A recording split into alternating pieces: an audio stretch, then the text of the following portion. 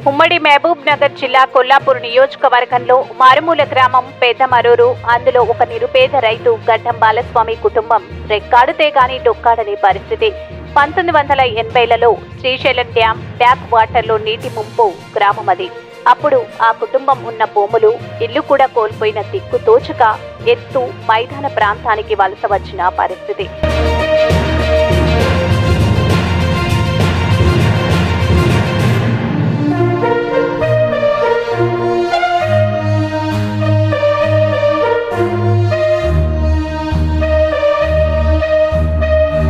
అప్పుడు తనకున్న 3 బిడ్డలు వెంకటేశ్వర్లు, తిరుపమ్మ, శ్రీనివాసులు. భవిష్యత్తు బతుకు అంధకారంగా కనిపించింది. అయినా అతను మొక్కవోని ధైర్యంతో 3 బిడ్డలను సర్కారు బడులు, హాస్టల్లో ఉంచి చదివించాడు. వారు తమకు దొరికిన వసతి సౌకర్యాలను సద్వినియోగం చేసుకుని అక్కడి నుంచి 10వ తరగతి, ఇంటర్, డిగ్రీ, పీజీ, పీహెచ్డీలు పూర్తి చేశారు.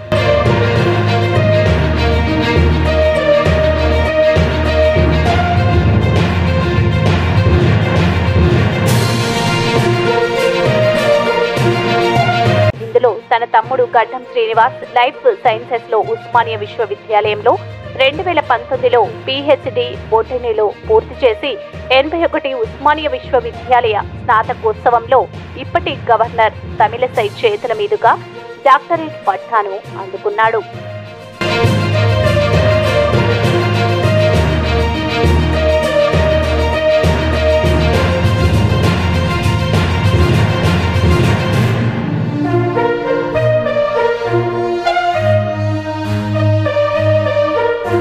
అన్న వెంకటేశ్వర్లు ఆర్టీసీ కండక్టర్ గా పనిచేస్తున్నాడు.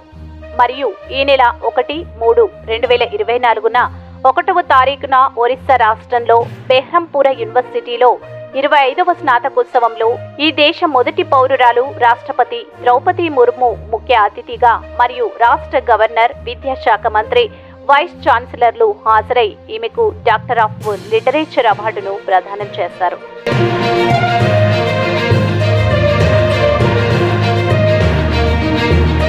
ఈ అవార్డు డాక్టర్ భీమ్రావ్ అంబేద్కర్ చేసిన డిగ్రీలలో ఒకటి కావడం విశేషం.